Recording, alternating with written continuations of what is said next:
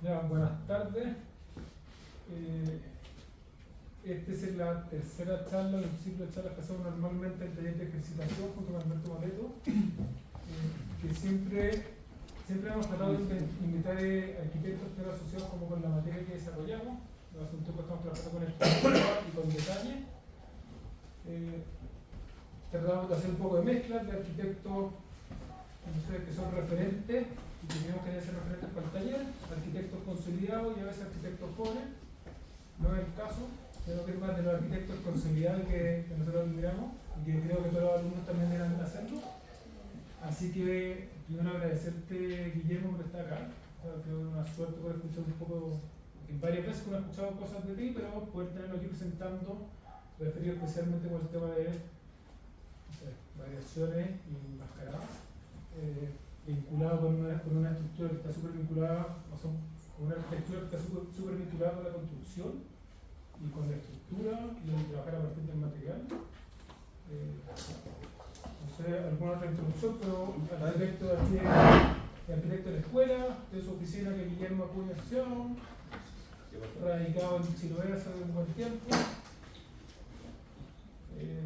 Y nada, solamente agradecer. Gracias.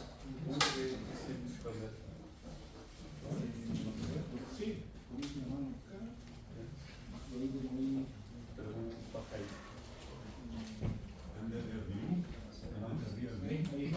No, sí.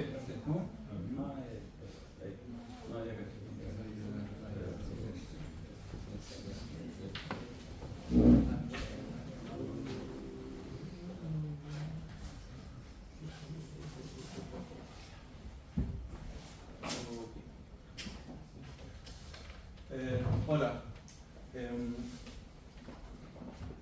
Preparé algo para el taller de Alberto y Cristóbal.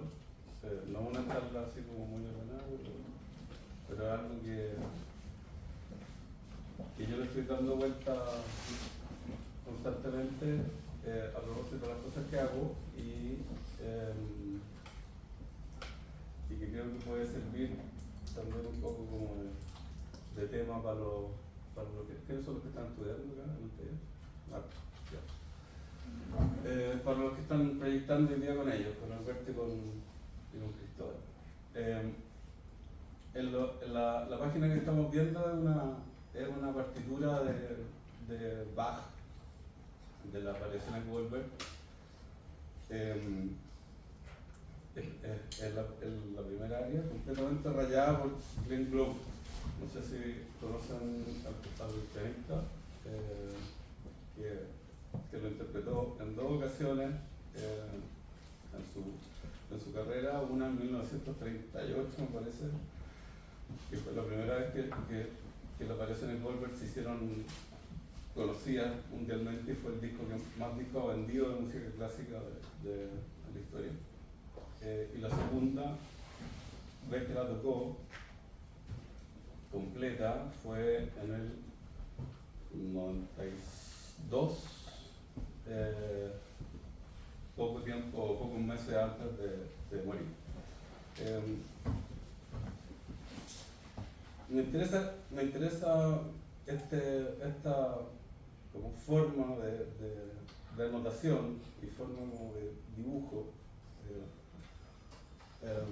y tema también, porque la variación como tema de arquitectura y la variación como tema de estructura o la variación como tema económico tiene mucho que ver con lo que se puede o no se puede lo que se puede o no se puede hacer, o lo que yo puedo o no puedo hacer en donde trabajo, que básicamente son los últimos trabajos míos son en el sur de Chile. Entonces, creo que ahí hay una economía que no solamente tiene que ver como con una economía de recursos materiales, sino que también tiene que ver con una economía de recursos proyectuales, ¿no es cierto?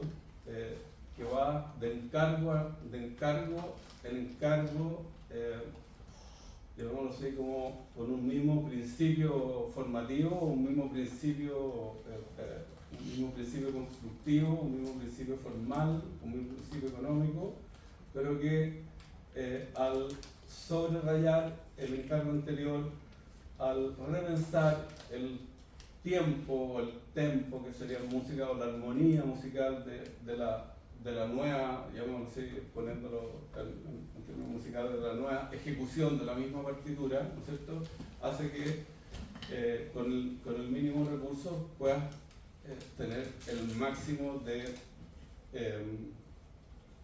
variación. O si quieres,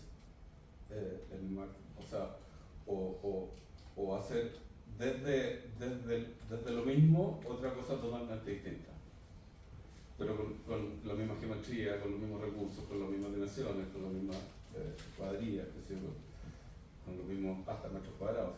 ¿Sí? Entonces, creo que hoy día nos desgastamos mucho y es una manera también como de hacer un paralelo al mercado, ¿no? Hoy día nos gastamos demasiado los arquitectos en 50.000 planos para poder hacer una mesa, ¿no es cierto? O hay una cantidad enorme de trabajo en la oficina de tratar de dibujar la totalidad de un proyecto y tratar de que siempre ese proyecto contenga la novedad, ¿sí?, o contenga algo nuevo. Y eso a lo mejor es posible en ciudades o en lugares del mundo que tienes como una red de apoyo y una red de una cantidad de horas de trabajo y una cantidad de ganas de gastarse la vida en esas horas de trabajo, digamos. Pero cuando varías un poco tu ubicación, quizás ya no hay tantas ganas ni tiene tanto sentido hacerlo. En mi caso, ninguno. Entonces trato de partir siempre como de la misma partitura, volverla a leer, volverla a tocar, volverla a ejecutar con algunas variaciones. Y esas variaciones te van sorprendiendo y te van haciendo pensar y qué sé yo, te van sugiriendo cosas que quizá en la primera interpretación no veías. La segunda imagen, ¿cómo se pone esto?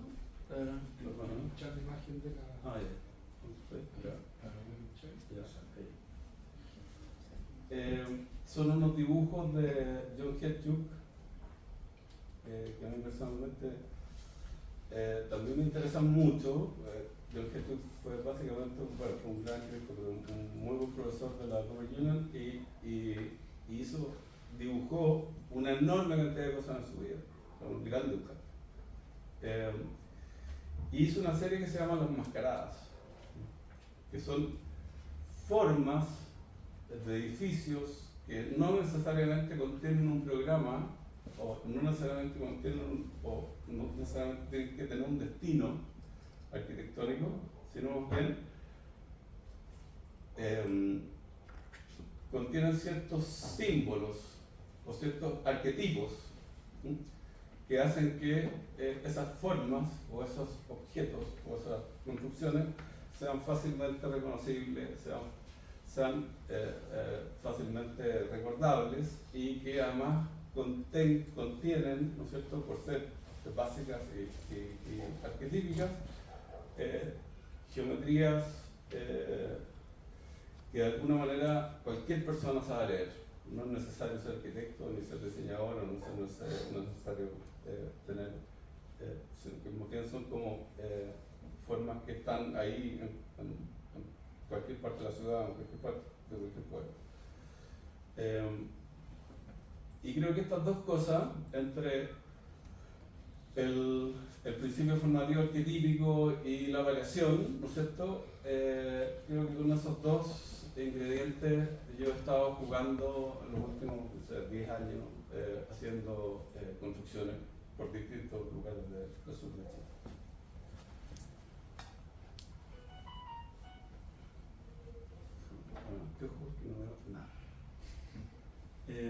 Voy a mostrar algunos casos de variación.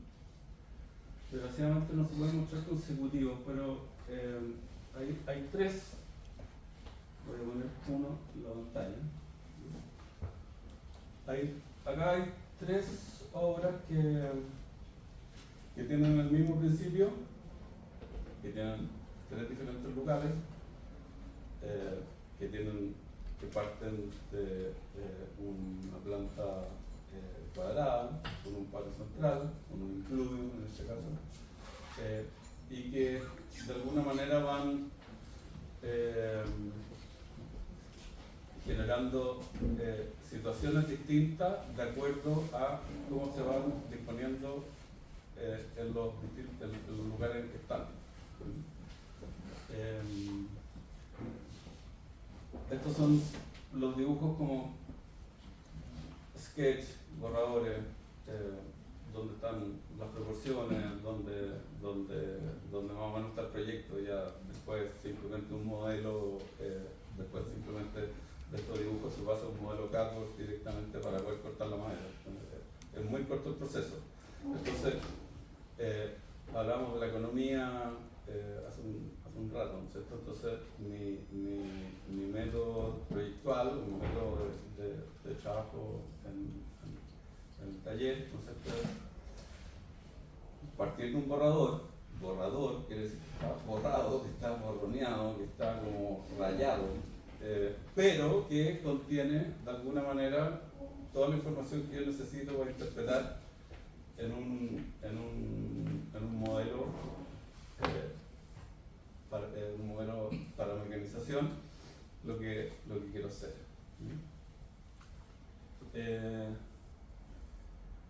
El primer caso es una casa en Tenerife, en el Golfo del Corcovado, en la punta sur de la isla de Muy.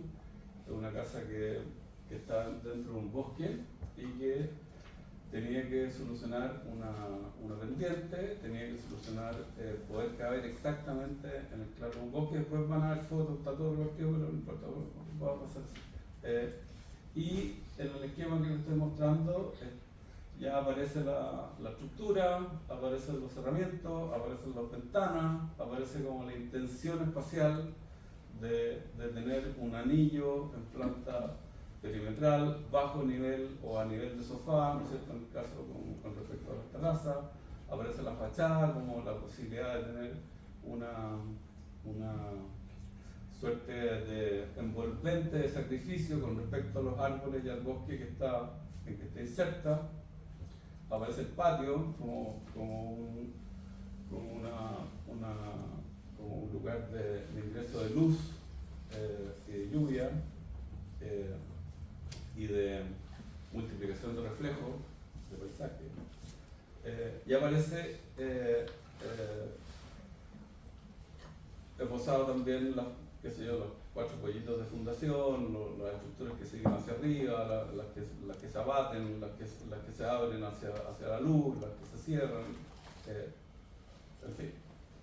Y una cubierta también acá de sacrificio que ocupo mucho, que también sobre todo para las ramas y hojas, de manera que con la cantidad de agua que hay por ahí, el agua discurra y no sea un problema cada invierno.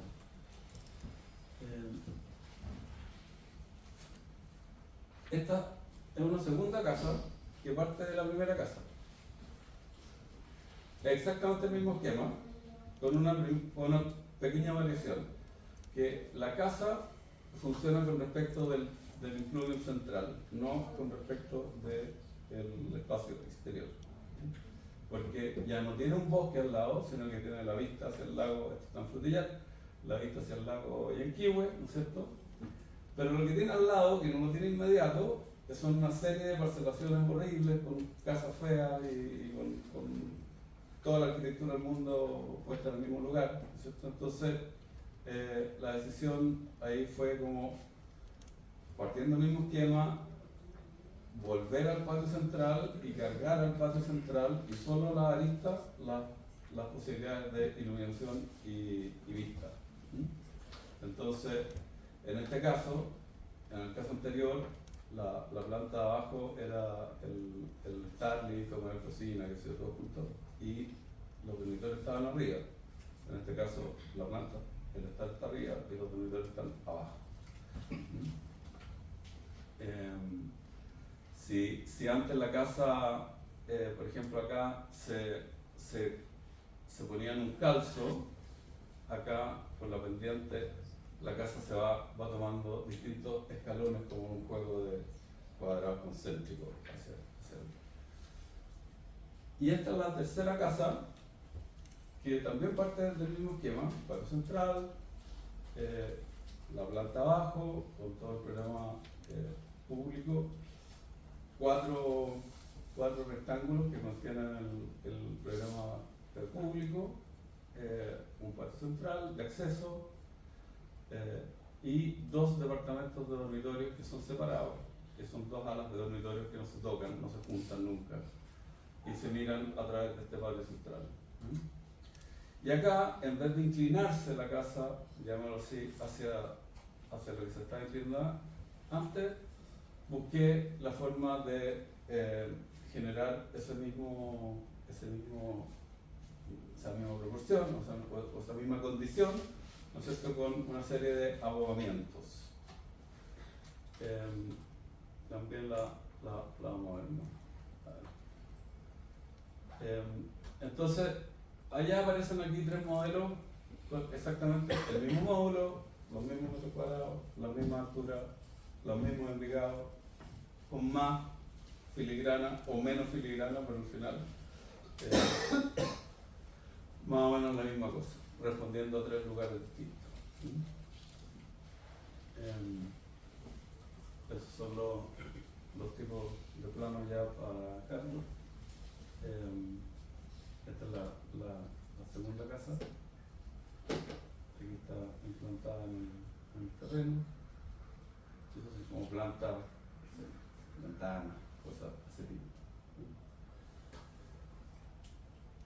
Aquí está la primera casa, que digo en el primer esquema. Al fondo el mar, el golfo perpetuado, está metido en un bosque de coigüe y tepa. ¿No? Pero vamos a cambiar un cable. Vamos a cambiar un cable para poder. ¿Se está cortando acá, no? Sí.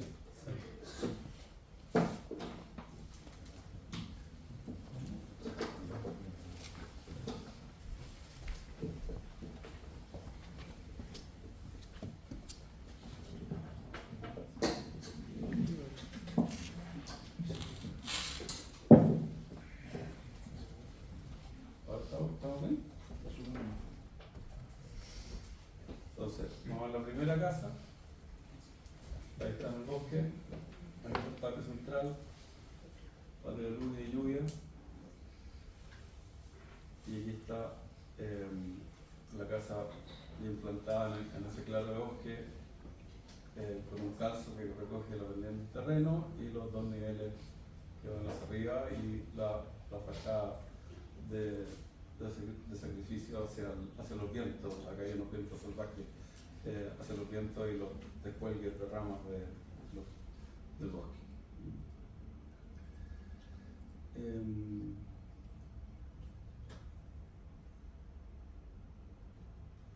Esta es la tercera casa. Entonces así porque está desordenado. Volvemos a ver el cuadrado, volvemos a ver el cuadro central, ¿no es cierto? Esta vez en una condición mucho más plana, mucho más expuesta, en un humedal, en un alcal,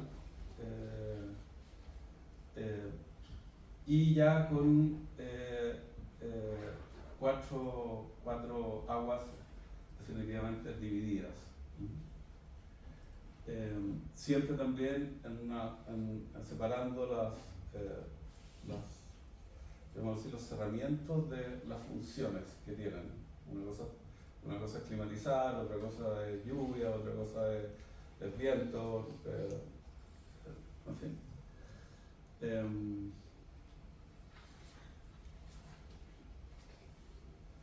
Esa es la tercera casa, que parte del mismo principio. Y ese es el volumen resultante de la tercera casa.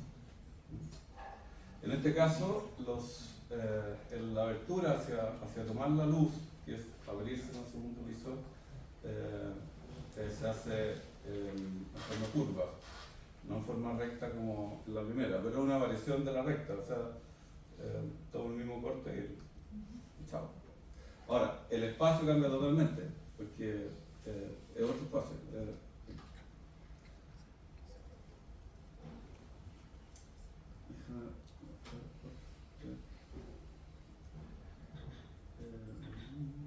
Esta es la misma casa, este es el patio de entrada, ahí están las 4 aguas vistas, separadas, y en cada uno de estos halls se entra a este departamento y en este hall, en el segundo piso, se entra a este otro departamento. No se comunican. Bueno, creo que está ahora. Voy a aprovechar de mostrar esto. Esas como las materialidades, están siempre separadas la estructura de lo que es agua o de lo que es de ventana o lo que sea. Siempre trato como de que haya aire entre medio de las membranas, que no sean una sola cosa. Finalmente, también con el mismo principio proyectivo, y esta es la segunda casa que está totalmente hermética hacia el exterior, salvo por las 4 esquinas. Aquí, mira acá, aquí tiene la fachada que viene el laurel y el incluvium central, que es la que da luz a toda la casa.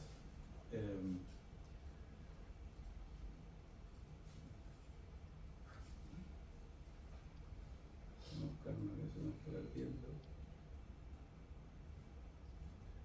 Okay. Esa es la fachada de la casa, son como fachadas muy también se separa la estructura de los cerramientos, las filigranas y envigados van dependiendo siempre en líneas muy finas, no trabajo más allá de 132, que realmente trato de, prefiero multiplicar que irme a una viga corta, entonces siempre hasta los envigados, los subenvigados, los envigados de piso, los costanegados, entonces todo el sistema constructivo está siempre expuesto.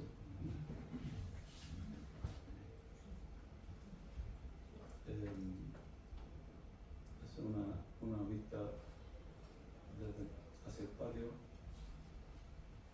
Estos son los espacios de la sala común.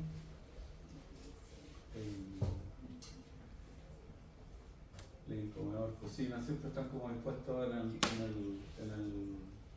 siempre como al borde, y siempre, en este caso están las circulaciones pegadas al incluvium, y en los otros casos están las circulaciones hacia el perímetro. O sea, no hay pasillo ni nunca se circula de un recinto a otro recinto, como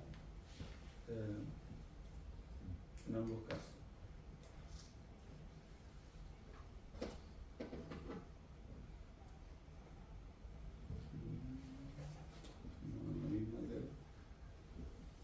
Ahí están las circulaciones exteriores, que son perimetrales, que van todas colgando de estos pilares, y que a su vez están tomados en estas colas de Milano, en los envigados que hacen de viga compuesta desde el interior de la casa.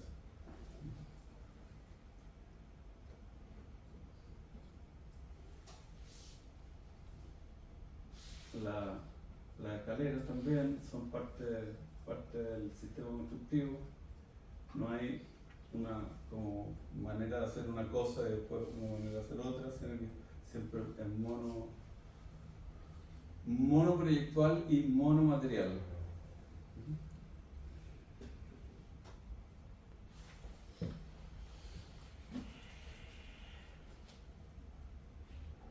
Se trabaja con ensamble, en el caso de los pasamanos con cuerda, en el caso de los sofás también.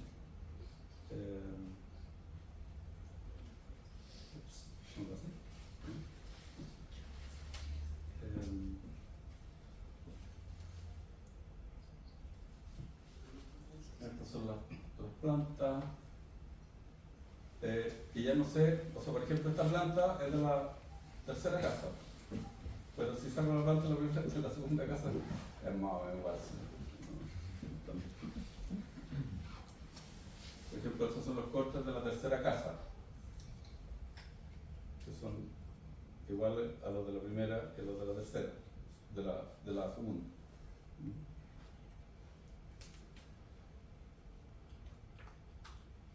Esta es la casa de la tercera, esos son los cortes de la segunda. Ahí le agrego las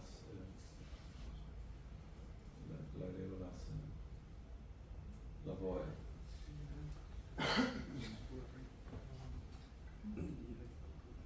Hay una cosas que también me gusta trabajar que son con de repente ciertas imágenes con la montaña de cristal, que es una ilustración de Hockney para un cuento de los hermanos Grimm, que me parece también interesante cómo la ventana o lo que mira también puede deformar lo que mira.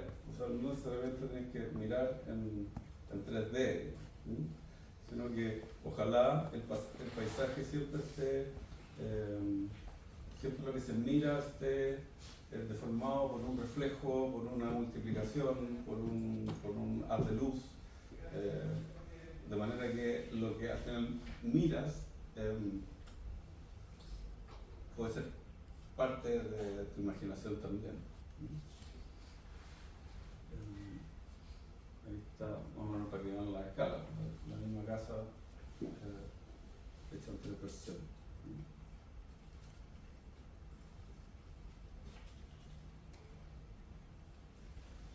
Eso es como que lo que les mostraba de la montaña mágica, como al multiplicar los ángulos o al virar los ángulos, incluso al inclinar ángulos o al superponer ángulos, pierdes la noción de profundidad, pierdes la noción de el tele de campo, ¿sí? ¿No es cierto? La profundidad de campo se empieza a poder blur, ¿sí? ¿No? Entonces, y me gusta más así que nítida. Me gusta más así porque encuentro que también hoy día hay un afán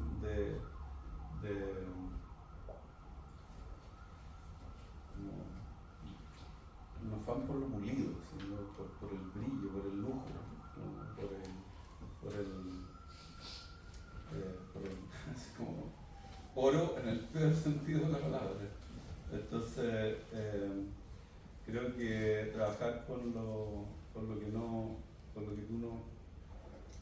tú tienes que tocar para poder definir es más interesante que lo que se define casi en un render, así, ¿no? Entonces, me gusta que la madera esté, que el cristal y la madera estén en la misma temperatura, siendo dos materiales tan distintos, ¿no? De tan distintas familias, ¿no? Al deformar la óptica del cristal.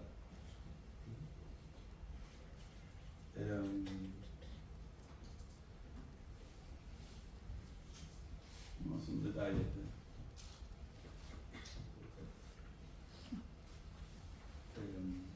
Esta es mi colección de particularidades que he estado haciendo hasta ahora, que se pueden transformar, o sea, uno puede decir, bueno, hay unas cuadradas, hay unas lineales, hay unas con cototos, hay unas sin cototos, con techo, dos aguas, pero que si uno las mira así, así como al vuelo, también tienen como esta cosa las mascaradas, ¿no es cierto? Es como de esconder una forma, de ahí una forma que esconde algo. No se muestra así como de primera, no. Hasta el dibujo es peludo.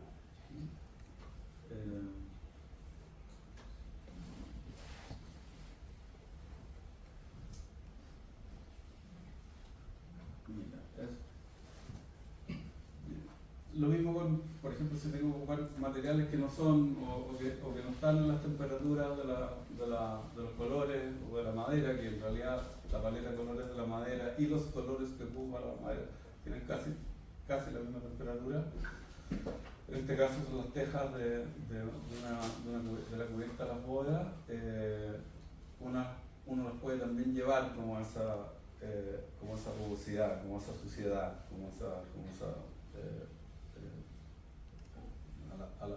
a la pelusa y a lo que no es nítido ópticamente.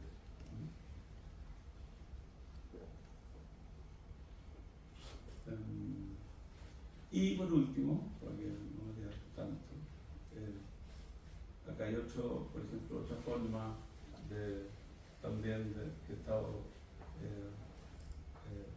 que tiene que ver un poco con la tercera casa, siendo esta anterior a la tercera, o casi simultánea a la tercera, pero que tiene que ver con la forma de las estructuras que tienen una misión, por ejemplo, este techo, que es un techo sombreadero, ¿no es cierto? Y un techo deflector de viento, desacelerador de viento. Esto está en Chaumán, que es la parte norte de la isla de Chiloé, está en la boca del Chacao, y en la punta de la boca del Chacao. No, espérate, me gusta por ahí. Ahí está la boca del Chacao, y aquí están las playas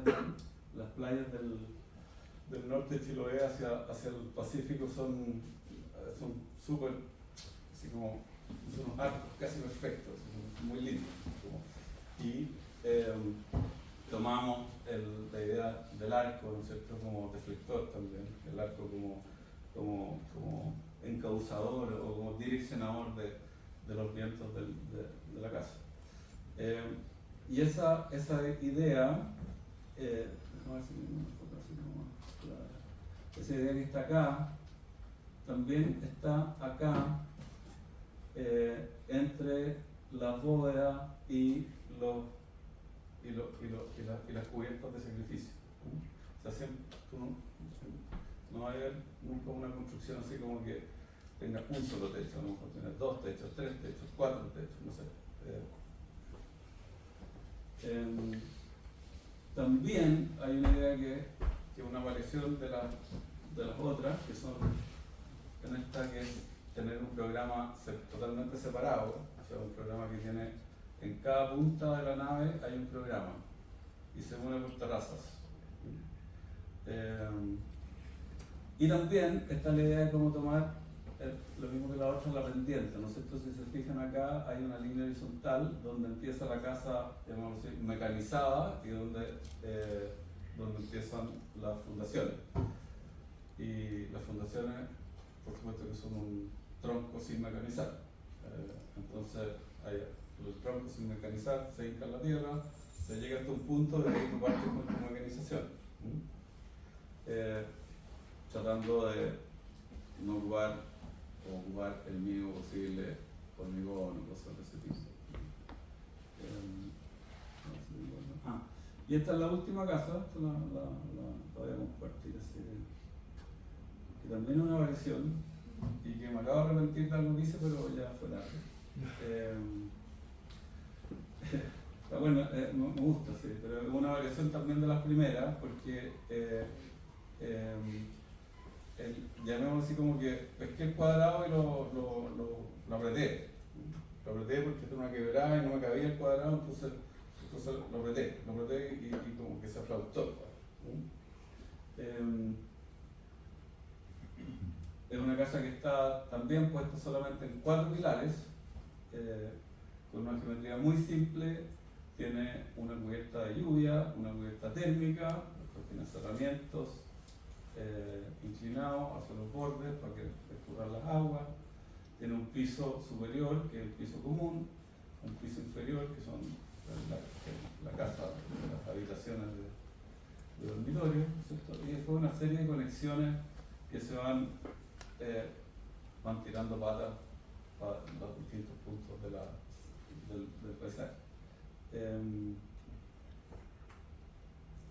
Quizá aquí puedo explicar, sí, aquí puedo explicar lo que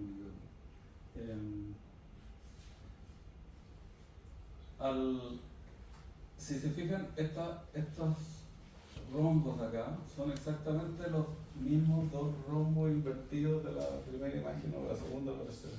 No sé si lo recuerdan.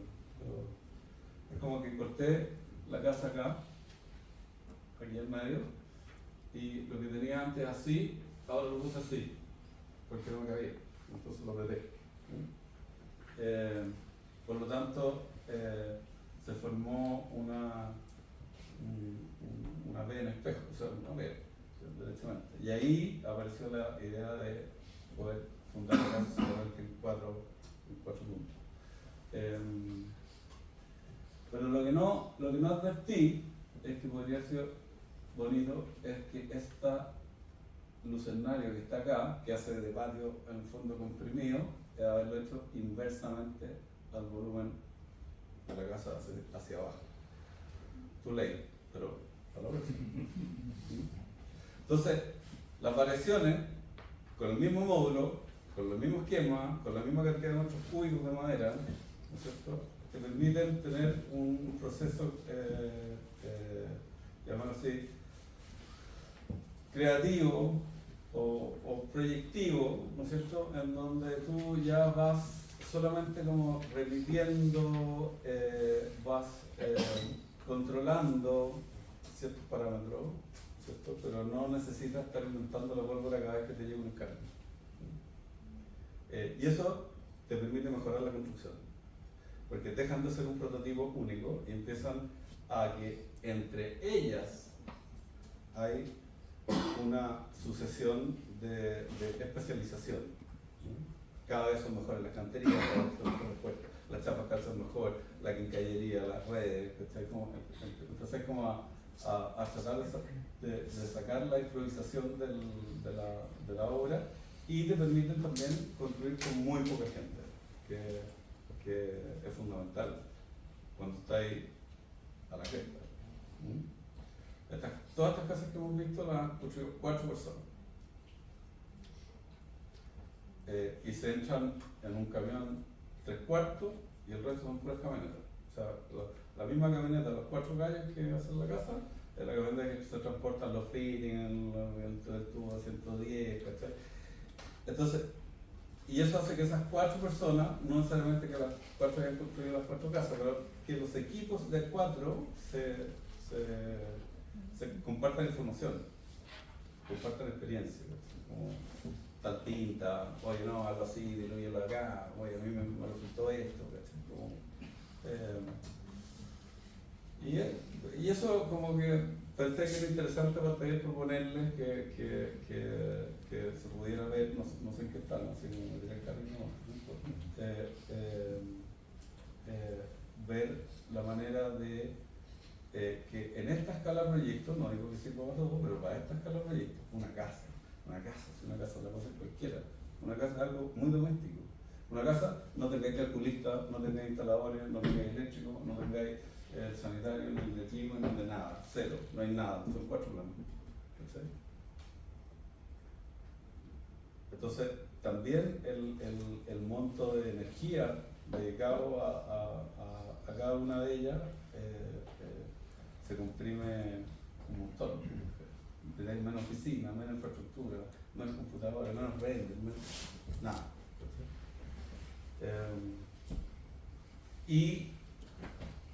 Me parece que es más interesante el hecho constructivo que el hecho proyectivo.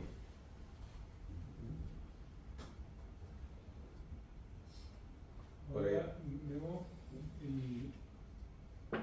respecto a la iteración, es un tema que se ha perdido con el tiempo, ¿no? Como que, lo digo un poco que estamos con los alumnos, que es como una iteración de, bueno, trabajemos con una estructura y van a iterar en varias alternativas. Hoy día lo conversamos. Trabajemos una fachada y antes de llegar a la solución final, prueben con 4 alternativas y entregan la definitiva. Son cosas probablemente porque ahora hay más facilidad para hacer muchas cosas, y antes había que inventarse más cosas con menos. O sea, a partir de un palo, un clavo, un martillo, había que inventar como varias soluciones y tratar de buscar como la genialidad, la variación a través de un elemento que hoy en día yo creo que se ha perdido. Entonces, No sé a dónde va mi pregunta, pero más bien a reforzar como la importancia de la iteración al momento de proyectar y como que proyectar como el camino. A medida que uno va haciendo, surge el problema. Y a medida de eso, Claro. se empiezan a buscar distintas alternativas. Lo que pasa es que sí, o sea, tiene eso, pero también tú tienes que saber que en un taller, en una oficina, en un estudio, como quieren llamarlo, la obra no es una obra, es un conjunto de obras. Porque si no, es como hacer una silla, pues siempre te quedan en el prototipo, nunca hay que hacer una silla. ¿Cuánto se demoró Cristian Valdés en llegar a la silla? O Juan Ignacio, ¿cuánto se demoró en llegar a la silla? Empezó en 72, ¿cachai? A darle, Pero es un hasta que tema de llegue. aprendizaje. ¿Cachai? Entonces, es un sistema. Si tú ves que tu espacio-tiempo, no sé, yo me voy a dedicar 10 años a esta cuestión, me voy a dedicar 15 años a esta cuestión, ¿cachai? O las casas de Cristian Valdés, también la misma casa. ¿No? Es una rampa un poco más larga, un poco más corta, un poco más cuadrada, un poco más cuadrada. ¿Cachai? O sea,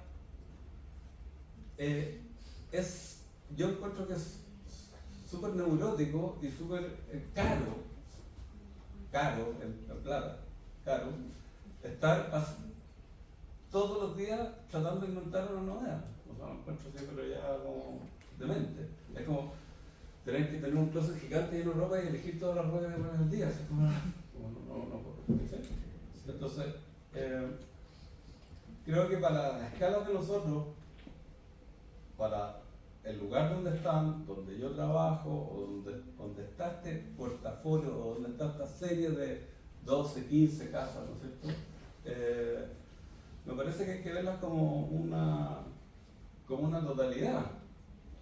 O sea, un taller, cuando estás estudiando un taller, no se termina ahí, sigue en el otro taller. Después sigue en el otro taller. Y cuando tú desplegáis tu abanico de talleres del 1 al 10, ¿no es cierto? ¿Del 1 al 10? Al 8. Al 8. Pero pongámosle que el máster es un taller. Ya. Del 1 al 11, tú vas a tener que también encontrar cuáles son tus obsesiones. Porque si no, van a estar las obsesiones de tu profesor en cada una de esas, pero no son las tuyas. ¿Cachai? No, yo te iba a agregar como ese comentario de la obsesión, con la necesidad de la obsesión, o al menos en esta época de tu vida, porque no toda la vida profesional hay estado en esta obsesión de la madera, paisaje extremo, conocimiento absoluto. O sea, yo destaco por ejemplo la estructura de sacrificio.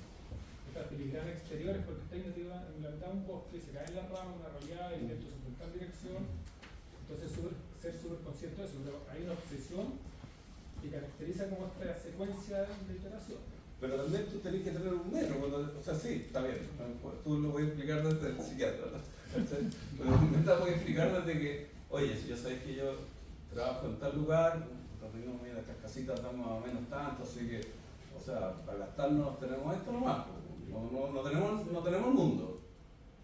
Los horarios son malos, las cosas se demoran, lo que pensáis cobrar en 10 lo cobraste en 20. Entonces, ¿por qué estáis como tratando de, la pregunta es como, estáis en una economía que es pobre? La mano de obra descapacitada, ni siquiera es como más o menos, es descapacitada. Entonces, te agarro ahí dos cosas, porque una era destacar la iteración, no lo veo como un problema, lo veo como un proceso importante. Y respecto con la mano de obra, esta mano de obra pobre, o con cuánta gente tú construías, o cuánto aprenden y cuánto se trasladan, me voy a hacer una referencia para otro lado, pero justamente una oficina chilena hizo un montaje ahora en la Bienal de Venecia respecto como los ensambles chilotes. ¿No? Más allá de los ensambles chilotes, como que el fundamento era hacer un pequeño taller y empezar como a promover el conocimiento de construcción en madera local. Y a partir de esa excusa fue montar esta forma. ¿No? Mi pregunta, más allá de la exposición... Si no tiene sentido, sería un robot, ¿para qué quieres eso? No, pero si a fin de cuentas... Es como no, voy a botar todas mis herramientas maquitas, así lo voy a tirar para el lado. Pero justamente, el montaje que se hizo allá no fue tallado, sino que fue mecanizado. Mecanizado en Italia, pero fue a partir como de las uniones, algunas uniones tipo chileno. Entonces mi pregunta era, con eso es, qué nivel como de transferencia y conocimiento empiezan a agarrar estos equipos de maestros para que nueva gente empiece a fomentar ese tipo de construcción. Es que yo creo que mira, el gran tema de la mecanización, o del CNC, o el robot, o como quieras llamar, es que tú puedes rescatar la artesanía. De hecho, si tú vas y empezás a desarmar galpones por el sur de Chile, son todos numerados, todos están numerados. Todos tienen los números romanos en cada uno de los palos. Y los viejos lo hacían abajo, después más, ¿no es cierto? Hoy día eso te lo hace una planta que se llama no sé qué, que viene con un palo calibrado, viene otra planta que no se llama no sé qué, que le hacen la cola Milano, el radio Júpiter, la caja de espigas, y tampoco hay 50.000. No estamos en Japón, así como sí, tratando de tener, no, como básico. ¿Cachai? Entonces, si tú puedes optar a construir de esa manera y con uniones secas, es decir, que no hay vínculos entre las piezas y los componentes, sino que un material A se junta con el mismo material A, no hay un B entre medio, puedes lograr dimensiones mejores, economías mejores, luces mejores, escuadrillas mejores. Todo va en una suerte que, en vez de levantar una viga que pesa 200 kilos, va a levantar un palo que pesa 50 en un techo. Entonces, también tenés que, aparece como la arquitectura como que fuera una magia, ¿sí? ¿Cachai? Como que de repente, qué bonito, ¿cachai? Como que viene un proyecto. Pero también tienes que pensar que quién está ahí, quién se está mojando, ¿cachai? Cuántos meses estuviste bajo la lluvia, o sea, está ahí lugares y tienes que pensarlo para eso. Sí, yo creo que el tema está en el desacople de cuando tú te hacen tu encargo, recibes el encargo, el desacople de pensar que estás tirando un cohete a la NASA, o sea, un cohete a la Luna. Y no estáis mirando el lugar, no estáis mirando el territorio, no estáis mirando cuánto te costó la oficina, no te da si eres profesional de, ¿cachai? O sea, la sopa de lo que gana un maestro, lo que no gana, ¿cachai? La sopa es más compleja que eso, ¿cachai? Entonces, ¿cómo podéis cómo se puede hacer una arquitectura bien, bien, un poco, o por lo menos? Sí, la referencia a esto era, porque no son dos casas en madera, son hartas casas que ha sido haciendo con una estructura que efectivamente no supera los 135 milímetros como comentaba, por lo tanto hay una cantidad de elementos y filigranas como bien repetitivas. Entonces, en este equipo de 4 viejos que han ido haciendo, me imagino que empieza a aparecer, y tú mismo lo dices, un aprendizaje entre casa A, casa B, casa C, el aprendizaje tuyo y de estos viejos. De todo.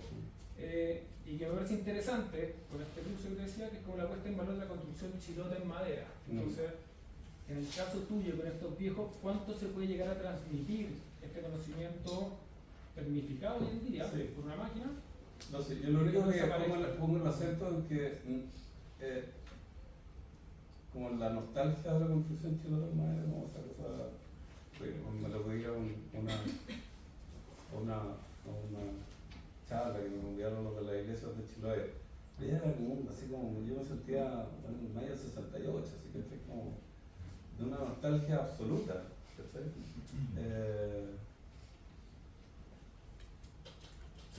Eso fue.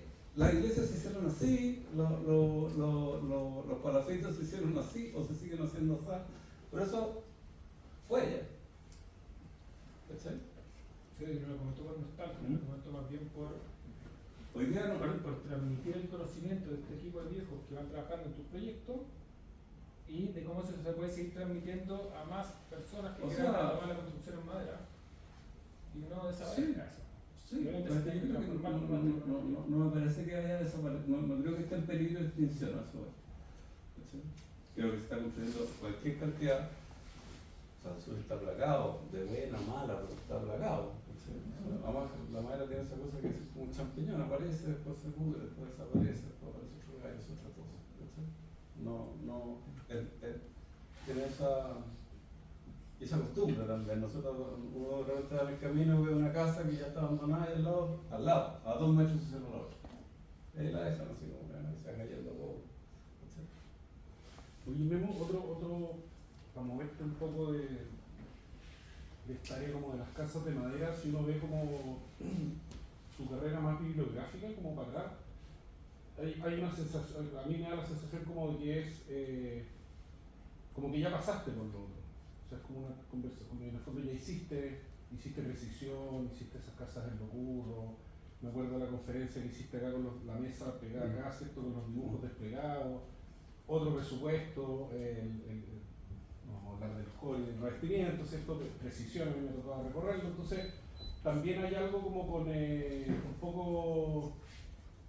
¿Qué hay con eso? Porque también es raro, o no sé si es raro, puede ser normal, que de repente uno dice, mira, estoy trabajando en cierta escala de proyecto, con cierta complejidad, con ciertos presupuestos, y de repente vuelvo como un origen, me voy al sur, también un tema como bibliográfico, y armo otra historia. Porque yo tengo la impresión que es otra historia, o sea, es una o sea, nueva. Por eso te digo, llamémoslo así, tú no podés evaluar una obra, tienes que evaluar como un set de obras que estén en un espacio-tiempo. Oye, y a lo mejor me ahorro mañana y soy un aeropuerto, ya soy un aeropuerto. Pero por supuesto. Pero en estas condiciones, con estos ingredientes, ¿cachai? Los encargos los tomo de esta manera. A lo mejor un aeropuerto hay que tomarlo de otra, o a lo mejor un edificio, obvio que hay que tomarlo de otra. ¿Cachai? Las complejidades que tiene el pasto yo no las tengo, ¿cachai? Entonces no son transferibles. ¿Cachai? Pero en estas condiciones, para esta escala, que era un poco lo que conversábamos hoy día en el taller, hay que tener un método. ¿Cachai? Cada encargo necesita una metodología o cada, llamémoslo así, set de encargos necesitan una metodología que no necesariamente la vas a ocupar para todo. Porque también me parece que tampoco está necesariamente relatado, pero yo lo vi porque me tocó estar ahí, que además aparecen los muebles, que es otra escala menor, y que aparecen al final. O sea, están como los edificios, las casas, los muebles. Sí. Así que eso es bien bonito en el fondo. Sí. Pero son como juegos, pues tú estás ahí, acá está Eduardo, no sé si en la torre, con Eduardo construimos un montón de cosas, de los que más me ha hecho cosas de Eduardo. Y hoy día Eduardo está haciendo telescopios, ¿cachai? Y yo hoy día estoy haciendo casas a la cresta, ¿cachai? Son etapas, son momentos. ¿Okay? Entonces, que tú puedas entrar a esa escala de muebles o que podáis. Es un momento, pues a lo mejor estos encargos requieren ponerle un mueblecito para que no llegue como es entretenido también hacerlo, tener una carpintería al lado y estar como pensando y cortando el palo y viendo si funciona, si no funciona, si se ve muy pesado, si es muy tosco, qué sé yo. ¿Cachai? También hay una parte que la oficina, por lo menos yo necesito, que es entretenerme, ¿cachai? Yo no alcanzo a entretenerme dibujando, solo dibujando o solo proyectando. Quizás tengo déficit adicional, pero tengo que estar plantando, o haciendo un jardín, o haciendo un bote, o sea, cosas como que estés con las pasiones arriba, supongo. Yo lo veo así, por lo menos. No veo que haya ningún arquitecto que tenga una obra lineal. No conozco. ¿En serio? No sé si alguien quiere hacer alguna pregunta. Hola. Un gusto ver. Igual. No sé, muchos proyectos ahora se evalúan con un equipo de eficiencia energética. ¿Tus proyectos pasan por ese proceso? No paso por ninguno. No, o sea, funcionan.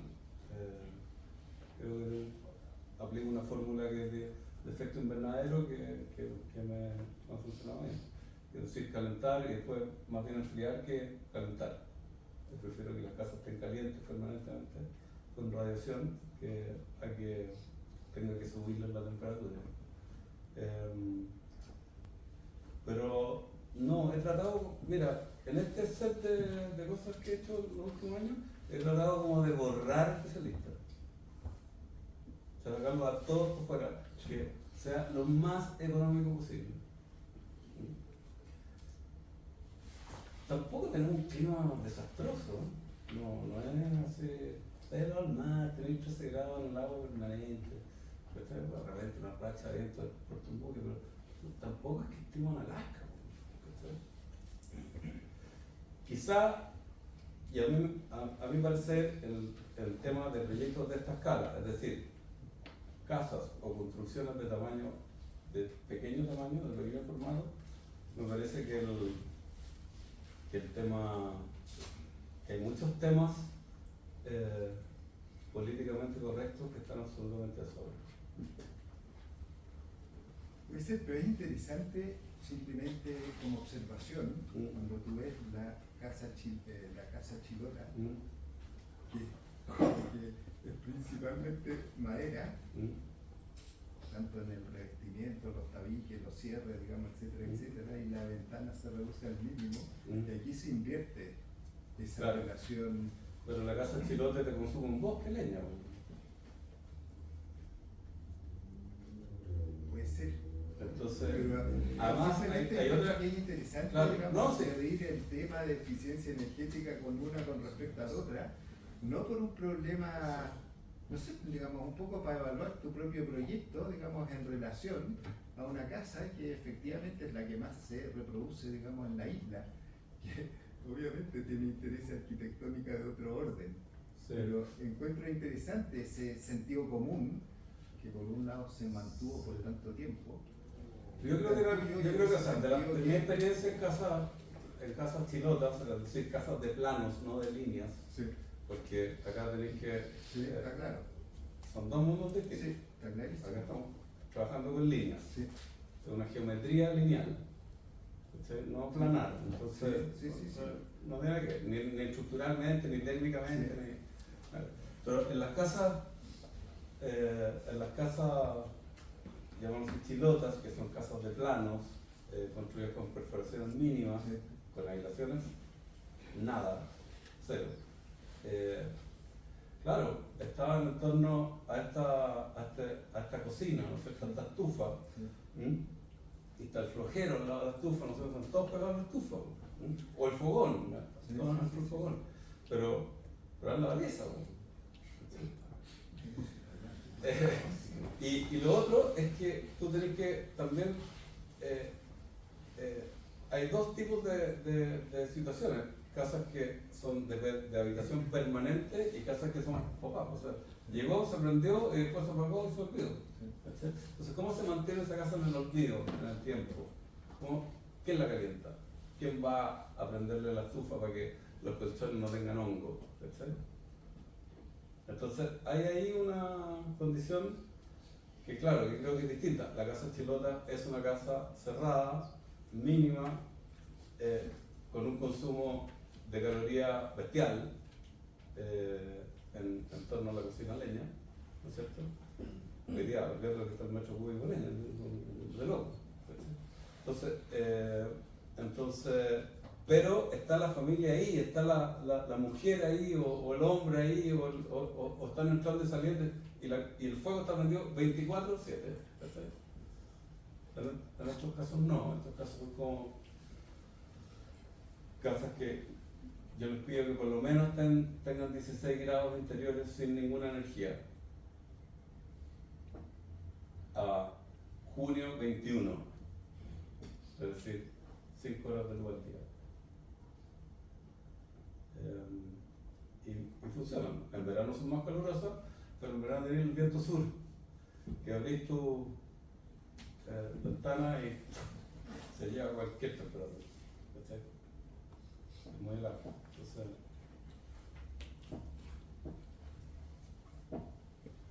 yo tengo una pregunta.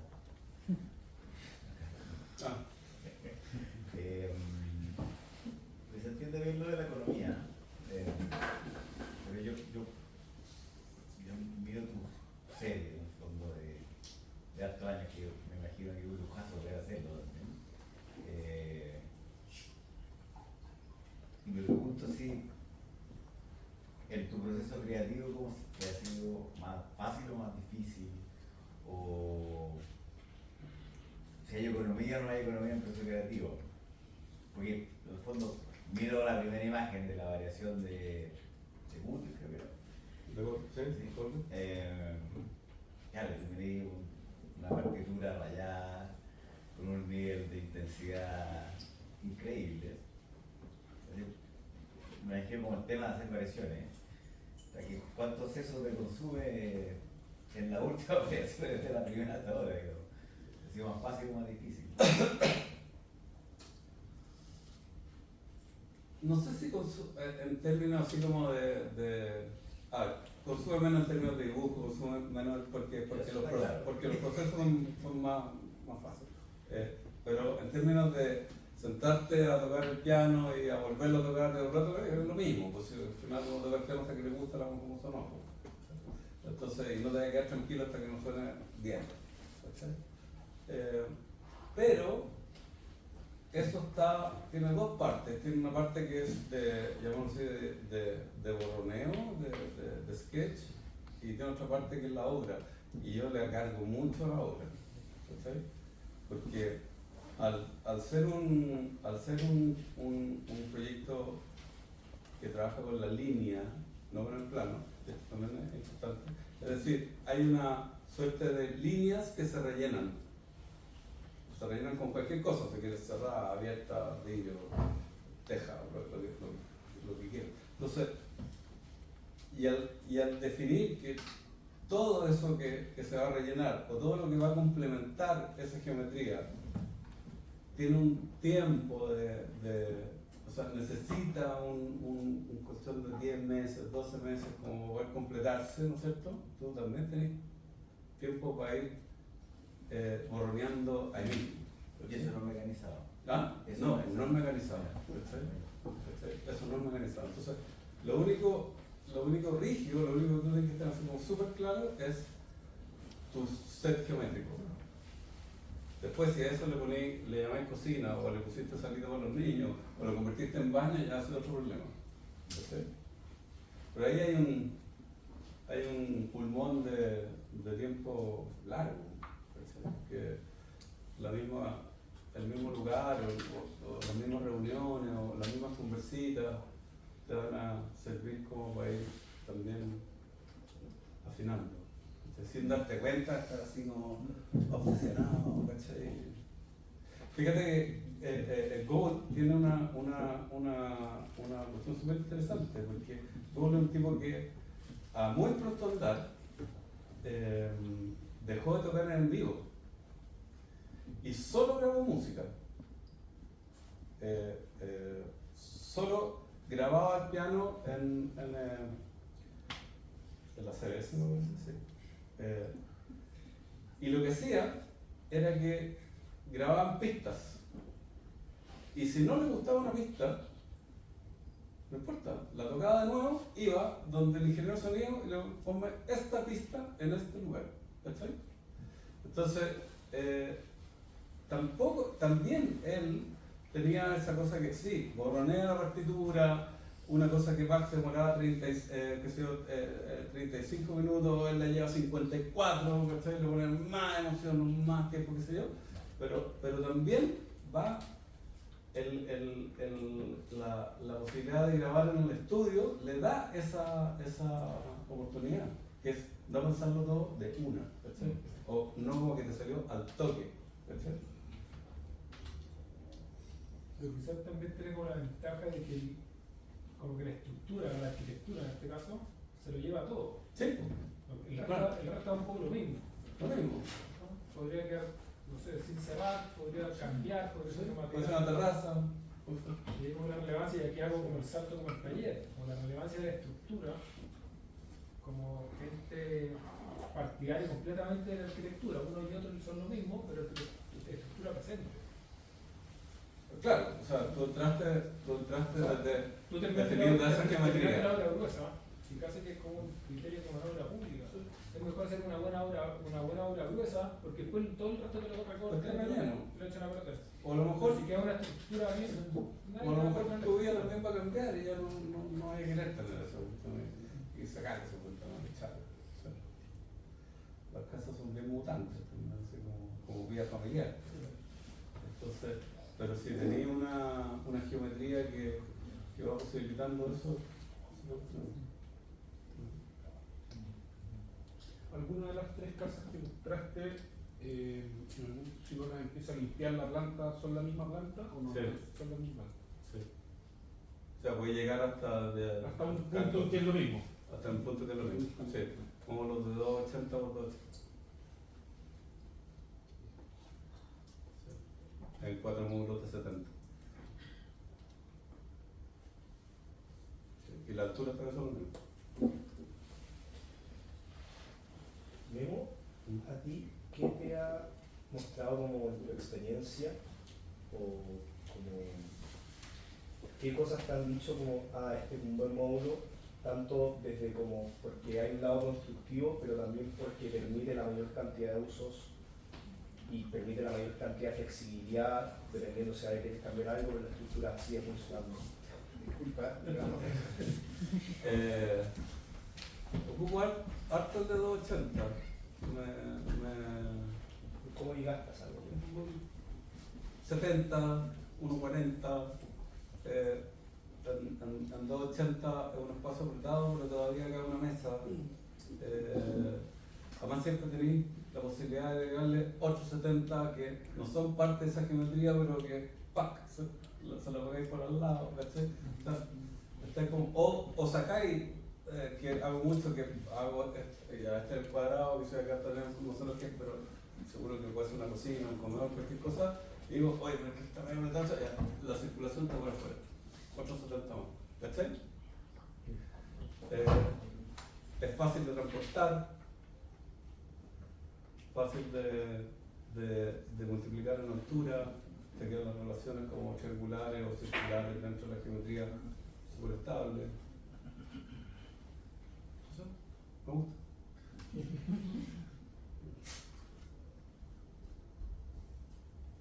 Tampoco creo que esté ahí, como lo que estoy haciendo. ¿Cachai? En realidad podría ser 320.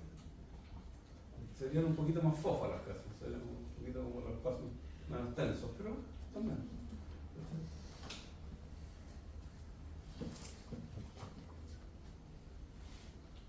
Y esa tensión de la que acabas de hablar es, o sea, te parece importante en estos espacios tan, pues, son relativamente chicos, ¿no? Sí. O sea, te parece importante que haya esos roces en esas Sí. tensiones. ¿O es meramente por la estética geométrica? No, me parece que los espacios tienen que estar absolutamente chicos. Porque mientras más apretado, más no incómodo, apretado. Me parece que hay como una suerte de... El espacio chico no te deja poner puntera. ¿Cuánto de la navegación que está metida dentro de la arquitectura? Con los espacios chicos. Y que sean muy funcionales. Claro. Harto. Porque ponte tú, podías hacer trampitas, que solamente lo entienden los que navegamos, digamos así, ¿cachai? Por ejemplo, generalmente tú tenés como un seteo neuronal que ya una baranda 90, en el fondo de la cocina 90, qué sé yo, el artefacto del baño 85, tenés como una suerte como de Neufeld en la cabeza, en que como tenéis espacio, el mueble en 60, el trozo de 60, ¿cachai? Como le ponís, no, por si importa, ¿cachai? Esas son las reglas como de la... Pero cuando la posibilidad, o sea, cuando tú decides como apretar esa cosa y subir una escalera que tiene 70 centímetros o 60 centímetros incluso, como en mi casa por ejemplo, o la casa de la tercera casa de 60 centímetros, tú llegas a una baranda que no puedes tener 90. ¿Cachai? La cubierta de la cocina ya no puede tener 90, tiene que tener 83, 85. O sea, son como esos 5, ¿cachai? Que le vais quitando, pero como el espacio apretado parece 90. Y nadie le cae. ¿Cachai? Entonces, Hasta llegó a poner no. ¿hasta qué? No, sí, no, nunca en cualquier parte. Como usted. No, porque una cocina leña fantástica. Pero sí, porque los botes no dejan tener punteras. ¿Cachai? No hay espacio para la arenita, ni para el florerito, ni para. ¿Cachai? Y cuando estáis en un espacio, en lugares más remotos o más hostiles de clima, oye, que se agradece el metro cuadrado menos. ¿Cachai? O vaya a irte con 5 enanas que te hagan las camas en la mañana. Nada, tienes que tener un plumón y ojalá cerrar la puerta y cuidarte que hay una pieza, ¿cachai? Y así se vive, en el mínimo posible. ¿Cachai?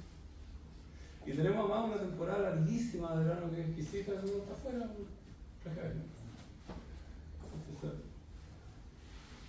no se necesita. Lo que sí creo que hay una relación entre o vista o multiplicación del reflejo y fondo de habitación o multiplicación del reflejo y alto de habitación. ¿Sí? Como, o sea, se siente muy Oulipo, toda esta serie de habitáculos. Te vas poniendo ciertas limitantes todo a propósito, como de esta no puede pasar de esto y esto. Esta tiene que ser un poco más vertical. Esto, o algo así, como para que claro, se alteren. es que dependiendo de lo que decía, porque tú no sé, ahí tú podés tener, si están las habitaciones, si las camas están en el segundo piso, generalmente tú vas a tratar de hacer y te piden, oye, yo deseo 4 camas por dormitorio porque van los sobrinos, los nietos, ¿cachai? Como la parentela, qué sé yo. Entonces, bueno, tú no puedes vivir en una pieza de 2 metros 10 con 4 caños durmiendo porque nadie duerme. Pero si le dais 3 metros 60 o si le dais 4 metros 20, escucha, la liviana y la cosa es la misma superficie, ¿cachai? O si pegáis la cama a la ventana, y dejáis la cama metida en el jardín, ¿cachai? Entonces, vais como tratando de regular la carga de ocupación con las proporciones de la habitación. Que al final, volviendo a lo de la casa, me recuerda cuando me dijiste que tú ves las casas no como una casa para invitados, sino como una casa, como un refugio para uno. Y eso está muy ligado a las medidas que tiene la casa de ser como más acoplada, más pequeña, más apretada, porque no está con el living gigante para los invitados, no está con espacios que no se ocupan, sino que la casa es para uno, es como la cueva, como que la casa es como para llegar, acostarse y al mismo tiempo está este sistema de ventanas, pero al mismo tiempo tiene esta jaula que te encierra y te hace esta noción de casa, de que está dentro de algo, mirando hacia afuera, pero no afuera. Esas son 2 cosas que me había hablado de un escritor que hablaba de las casas norteamericanas, que decían que, bueno, toda esta llegada del color blanco a las casas norteamericanas, cuando las casas como que cambiaron esta noción de ser una casa para uno, para demostrar la casa hacia los demás. Sí, y eso al final lo quería concretar porque lo dijiste como en varios momentos, pero esto es como el resumen de lo, yo creo que al final de las medidas que tienen las casas. Sí, las casas son para los dueños, no para los invitados de los dueños. Como el resumen.